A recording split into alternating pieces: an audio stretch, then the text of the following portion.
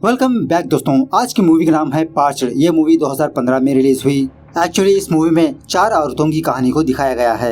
ये औरतें गुजरात के एक छोटे से गांव में अपनी जिंदगी गुजारते रहते हैं और उस गांव की हालात कुछ इस तरह से होती है जहां पर मर्द औरत को एक वस्तु की तरह देखते रहता है। जैसे औरत एक खाना बनाने की मशीन, बच्चा पैदा करने वाली मशीन, कांड करने वाली मशीन। सो ऐसे माहौल में ये 4 औरतें अपनी जिंदगी कैसे गुजारी, क्या क्या टर्निंग पॉइंट्स इनकी जिंदगी में आई, आखिर में क्या हुआ इन 4 औरतों का, इसी बेस पर है इस मूवी की कहानी। तो चलिए बिना टाइम के लेट्स स्टार्ट। उससे पहले लुटा दो प्यार फॉर इंस्टाग्राम। मूवी की शुरुआत में ही 2 लड़कियों को दिखाया जाता है। लेफ्ट वाली का नाम है रानी, राइट वाली का नाम है लज्जो। पहले रानी के बारे में देखते हैं। एक्चुअली रानी एक विधवा औरत होती है। इसके घर में इसकी बीमार सासू माँ होती है और इसी तरह रानी का एक 16 साल का बेटा होता है जिसका नाम होता है गुलाब। और फिलहाल रानी और लज्जो ये दोनों गुलाब की शादी की बात करने के लिए दूसरे गांव जा रहे हैं, मतलब लड़की को देखने के लिए। खैर थोड़ी देर बाद ये दोनों किसी दूसरे गांव पहुंच जाते हैं। लड़की वाले अपनी बेटी को बाहर लाते हैं। इस लड़की का नाम है जानकी। और यहाँ पर जानकी को देखते ही हमको ये बात समझ में आती है कि जानकी अभी भी छोटी बच्ची है। यही कोई 12-13 साल होगी इसकी उम्र। खैर जो भी हो, रानी जानकी के लंबे लंबे देखकर इसे पसंद कर लेती है, मतलब बाल। बातों के दरमियान जानकी का फादर रानी से कहने लगता है, चलो अच्छा हुआ आपको हमारी बेटी पसंद तो आई, लेकिन अगर आप अपनी रकम थोड़ा बढ़ा दें तो अच्छा होगा। 3 लाख से 4 लाख कर दे तो बेहतर होगा। मतलब इन सारी एरिया में लड़कियों की कमी होती है। सो लड़के वाले खुद लड़की वालों को पैसे देकर शादी करते रहते हैं। 4 लाख की बात सुनने के बाद रानी सोच में पड़ जाती है। तभी गुलाब अपनी माँ रानी को कॉल करता है। यही पूछने लगता है कि लड़की कैसी है, अगर अच्छी हो तभी बात पक्की करके आना। सो रानी इस रिश्ते को पक्का कर लेती है। अब गुलाब के बारे में बात करें तो जैसा मैंने पहले कहा कि गुलाब 16 साल का लड़का है। ऊपर से ये लुच्चा लफंगा आवारा, कुछ कमाता धमाता नहीं, दिन भर आवारगिरी करते रहता है। दोस्तों के साथ मिलकर दारू पीता, लड़कियों के पास जाता। खैर अब इस गांव के बारे में अच्छे से जानने के लिए चलिए एक छोटा सा इंसिडेंट देखते हैं। रानी के गांव में पंचायत चलती रहती है। एक्चुअली पंचायत ये है कि इस गांव की एक लड़की शादी कर इसके ससुराल चली गई और इस लड़की का कहना ये होता है कि इसके ससुराल वाले इसको सही तरह से नहीं देख रहे। सो इसीलिए ये लड़की दोबारा भागकर अपने मायके वापस आ गई। सो ये पंचायत लोग पंचायत बिठाकर इस लड़की को यही समझाने लगते हैं कि अब तुम्हारी शादी हो चुकी है, तुम्हारा ससुराल ही तुम्हारा घर है, जो भी हो जैसे भी हो तुमको अपने ससुराल में ही रहना पड़ेगा। लेकिन ये लड़की अपने बात पे डटी रहती है कि मैं हरगिज अपने ससुराल नहीं जाऊंगी, इस गाँव पर अपने मायके पर अभी भी मेरा हक है, मैं यहीं पर रहूंगी। और इसी तरह पंचायत लोग ये नहीं पूछते कि इस लड़की को क्या हुआ, क्यों ये लड़की अपने ससुराल जाना नहीं चाहती। खैर ये पंचायत के लोग यही डिसीजन लेते हैं कि ये लड़की अपने ससुराल जाएगी। सो इस लड़की के माँ बाप भी इसको खिसकते हुए कार के पास ले जाते हैं क्योंकि इसके ससुराल वाले इस लड़की को लेने के लिए आए हैं। उस वक्त ये लड़की अपने माँ से जो सच है वो बताने लगती है कि माँ उस घर में मेरा ससुर, मेरा देवर मेरा इस्तेमाल करता है, मैं वहाँ पर नहीं जाऊंगी, मेरा पति मुझे छूता तक नहीं। लेकिन इसके बावजूद भी इस लड़की के माँ बाप अपनी घर की इज्जत को बचाने के लिए इस लड़की को ससुराल भेज देते हैं जबरदस्ती। ऐसी होती है इस गाँव की हालात। खैर इसी गाँव में किशन नाम का एक पढ़ा लिखा बंदा होता है जो इस गाँव की गलतियों पर अपनी उंगली उठाते रहता है, लेकिन कोई भी इसकी बात को नहीं लेता। और इसी तरह किशन का हैंडलूम्स का काम होता है, मतलब ये गांव की औरतों को रोजगार देते रहता है, उन औरतों को काम देते रहता है कपड़े सीने का। खैर दूसरे सीन में बिजली नाम की एक लड़की को दिखाया जाता है। रात होने के बाद इस गांव के सारे मर्द बिजली का डांस देखने के लिए किसी जगह पर जाते हैं और इसी तरह जो कोई भी पैसे वाला बंदा होता है उस रात बिजली को अपना बना लेता है। मतलब बिजली सम काइंड ऑफ वैश्या होती है, डांस करके अपना शरीर बेच के पैसे कमाती रहती है। खैर थोड़ी देर बाद रानी और लज्जो ये दोनों बिजली के पास आते हैं क्योंकि बिजली और रानी ये दोनों बचपन के फ्रेंड्स होते हैं। बातों के दरमियान रानी अपने बेटे गुलाब की शादी की बात बिजली से करने लगती है कि कुछ दिनों बाद गुलाब की शादी है, तुमको जरूर आना होगा। यह सुनने के बाद बिजली भी बहुत खुश होती है। अब लज्जो के बारे में बात करें तो लज्जो की ऑलरेडी शादी हो चुकी होती है। इसका हस्बैंड पियक्कड़ होता है।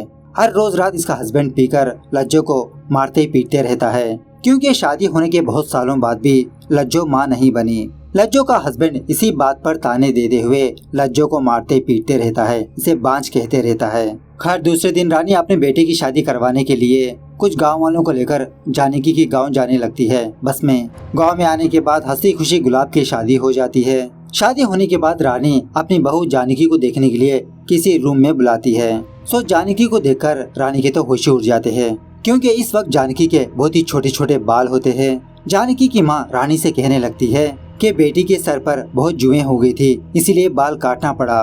रानी भी बहुत अपसेट हो जाती है, कहने लगती है क्या मैंने इसी के लिए इतने सारे पैसे दिया, अब इसको मेरा बेटा देखेगा तो क्या कहेगा। थोड़ी देर बाद रानी ने जो सोचा वही होता है। मतलब जब ये सारे लोग दुल्हन को लेकर रानी के घर जा रहे होते हैं, बस में जानकी के सर से पल्लो हट जाता है। सारे गांव वाले जानकी के बाल को देखते हैं। ये देखकर गुलाब के फ्रेंड्स गुलाब पर हंसने लगते हैं। खैर रात होने के बाद बिजली रानी को बधाई देने के लिए उसके घर आती है। बिजली को यहाँ पर देखकर गांव के सारे लोग अपने कानों में खुसुर फुसुर करते रहते हैं, क्योंकि बिजली एक वैश्या है और इसे गांव में आना मना है। इनकी बातें सुनने के बाद बिजली रानी से कहने लगती है लगता है मैं थोड़ा जल्दी आ गई, क्या करूं, खुशी के मारे मेरे पैर ही नहीं रुक पाए। चलो ठीक है रानी, मैं कभी दूसरे दिन आऊंगी। ऐसा कहकर बिजली वहाँ से चली जाती है। खैर तभी थोड़ी देर बाद रानी के सासू माँ का देहांत हो जाता है। सारे अंत्यक्रिया के काम होने के बाद गुलाब अपना घर छोड़ के भाग जाता है। 2 दिनों बाद गुलाब बहुत दारू पीकर वापस अपने घर आता है। क्योंकि जानकी के बाल नहीं, इसीलिए गुलाब अपना घर छोड़ के भाग गया था। खैर अपने घर आने के बाद गुलाब जानकी के पास जाता है, उसके साथ जबरदस्ती करने लगता है। जानकी की चीखने की आवाज रानी सुनती रहती है। अब ये करेगी तो क्या करेगी, इसी ने अपने बेटे की शादी करवाई। उन आवाजों को ना सुनते हुए रानी फौरन बिजली के पास आती है और उस दिन के लिए बिजली से माफी मांगने लगती है कि उस दिन बिजली ऐसी आई और ऐसी चली गई, इसको खाने पीने के लिए कुछ भी नहीं दिया। खैर दूसरे दिन गुलाब शहर जाने के नाम पर दोबारा अपने घर को छोड़ देता है। अपना बोरिया बिस्तर बांधकर शहर चला जाता है। अब घर में सिर्फ रानी और इसकी बहू जानकी होती है।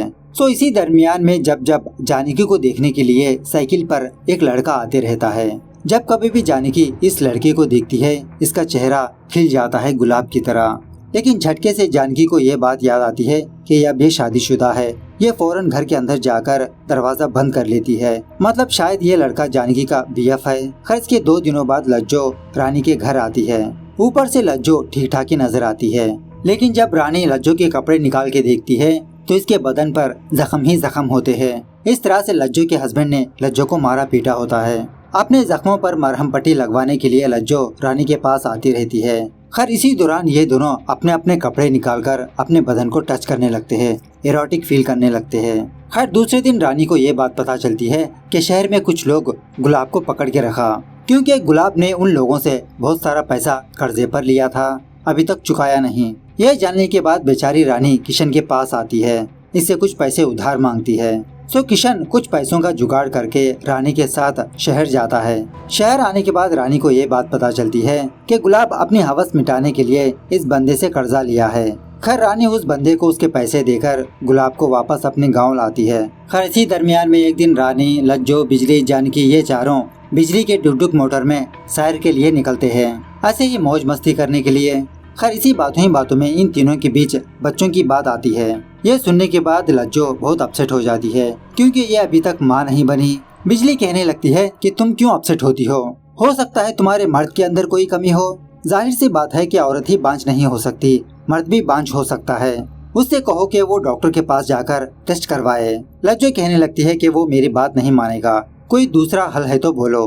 बिजली कहने लगती है हाँ मैं एक बाबा को जानती हूँ, तुम एक काम करो, तुम उस बाबा के साथ कांड करो। अगर तुम माँ बन गई तो तुम अपने मर्द से यही कहना कि ये उसका ही बच्चा है। पहले तो लज्जो इस बात के लिए राजी नहीं होती। खैर इसी बातों ही बातों में रानी को हमेशा एक बंदा फोन करते रहता है और अपना नाम शाहरुख खान बताते रहता है, रानी के साथ फ्लर्ट करते रहता है। लेकिन रानी इसकी बातों पर उतना ध्यान नहीं देती, लेकिन उस स्ट्रेंजर की बातें इसको अच्छी लगने लगती है। उसी तरह रानी बिजली से ये कहने लगती है कि बिजली अब ये काम तुम स्टॉप करो, अब तुम अपने घर बसाने का सोचो। गांव के लोग तुमको गांव से बाहर करने का सोच रहे हैं। यह सुनने के बाद बिजली को बहुत गुस्सा आता है कि गांव के सारे मर्द मेरे पास आ रहे हैं, क्या ये मेरी गलती है? दूसरों की बात क्यों, तुम्हारा बेटा गुलाब खुद मेरे पास आया एक दिन। यह सुनने के बाद रानी बिजली को एक छापड़ लगाकर वहाँ से चली जाती है और बाद में बिजली लज्जो से यही कहने लगती है हाँ लज्जो, एक दिन गुलाब पैसे लेकर मेरे पास आया, लेकिन मैंने उसको एक छापड़ लगाकर उसे उसके घर भेज दिया। वो तो मेरे सामने बच्चा है, मेरे सामने पैदा हुआ। खैर रात होने के बाद जब बिजली वापस अपने प्लेस पर जाती है, तब तक उस डांस कंपनी का मैनेजर बिजली के प्लेस में दूसरी लड़की को लाके रखता है। अब ये बात बिजली को हजम नहीं होती, वो अपना फुल परफॉर्मेंस देने लगती है। दूसरे दिन बिजली लज्जो को लेकर एक गुफा के पास जाती है, क्योंकि इसी गुफा में वो स्वामी जी वो बाबा रहता है। एक्चुअली ये बाबा बिजली का बॉयफ्रेंड होता है। गांव के सारे मर्द बिजली को पैसे देकर इसके पास आते हैं, लेकिन बिजली खुद इस बाबा के पास जाती रहती है। खैर फिलहाल लज्जो को इस बाबा के हवाले कर देती है। बाबा और लज्जो ये दोनों उसी गुफा में कांड करने लगते हैं। खैर दूसरे दिन गांव में जानकी का बॉयफ्रेंड कुछ किताबें लेकर जानकी के घर के पास आता है, शायद जानकी को वो किताबें देने के लिए। लेकिन तभी रानी इस लड़के को देख लेती है। सो घबराहट में उस लड़के के हाथ से एक किताब नीचे गिर जाती है। फौरन वो अपनी साइकिल लेकर वहाँ से चला जाता है। तभी जानकी अपने घर से बाहर आकर उस किताब को अपने घर के अंदर ले जाती है। अब ये चीज रानी को समझ में नहीं आती। खैर रानी ने गुलाब की शादी के लिए किसी दूसरे बंदे के पास उधार लेकर रखा था। वो बंदा रानी को अपने पैसे पूछते रहता है। रानी एक पैसा जमा करके अपने बक्से में जमा करके रखा था, लेकिन जब रानी अपने बक्से को ओपन करती है उसमें इसके पैसे नहीं होते, इसके पैसे गायब होते हैं। और रानी ये समझने लगती है कि जानकी ने इसके पैसे निकाला, ये पैसे उस लड़के को दे दिया। इसे मारने पीटने लगती है। रात होने के बाद जब गुलाब वापस अपने घर आता है, जानकी गुलाब से उन पैसों के बारे में पूछने लगती है, क्या आपने अम्मा के पैसों को देखा? यह सुनने के बाद गुलाब को गुस्सा आने लगता है। कहने लगता है, क्या तुम मुझे चोर बुला रही हो? ऐसा कहकर जानकी को मारते पीटते हुए उसके साथ जबरदस्ती करने लगता है। यह देखने के बाद रानी अपने शादी के इंसिडेंट को याद करने लगती है कि जब रानी की शादी हुई थी उस वक्त भी रानी के हस्बैंड ने रानी को इसी तरह से मारता पीटता था। सो जानकी की हालत ऐसी ना हो इसीलिए रानी गुलाब को अपने घर से बाहर कर देती है और दोबारा कभी लौट के ना आने के लिए कहती है। उसके बाद जानकी रानी के पास आकर उस लड़के के बारे में बताने लगती है कि वो लड़का जानकी का क्लासमेट है और ये दोनों एक दूसरे से बहुत प्यार करते हैं। जानकी को पढ़ने का बहुत शौक होता है, इसीलिए वो लड़का जानकी को किताबें लाके देता रहता है। जानकी की शादी ना हो इसीलिए जानकी ने खुद अपने बाल काट लिया, लेकिन इसके बावजूद भी रानी ने इसकी शादी करवा दी। इस तरफ बिजली के पास ही राजेश नाम का एक बंदा काम करते रहता है, मतलब उसी कंपनी में। और बिजली ये सोचने लगती है कि राजेश इससे प्यार करता है, इसको इस दंगल से निकालेगा। लेकिन राजेश बिजली को बहुत सारा पैसा देकर इससे कहने लगता है कि बिजली चलो हम दोनों यहाँ से भाग चले, हम दोनों खुद का एक बिजनेस रखेंगे दिल्ली ही साइड, वहाँ पर तुम ही राज करोगी। यह सुनने के बाद बेचारी बिजली बहुत अपसेट हो जाती है।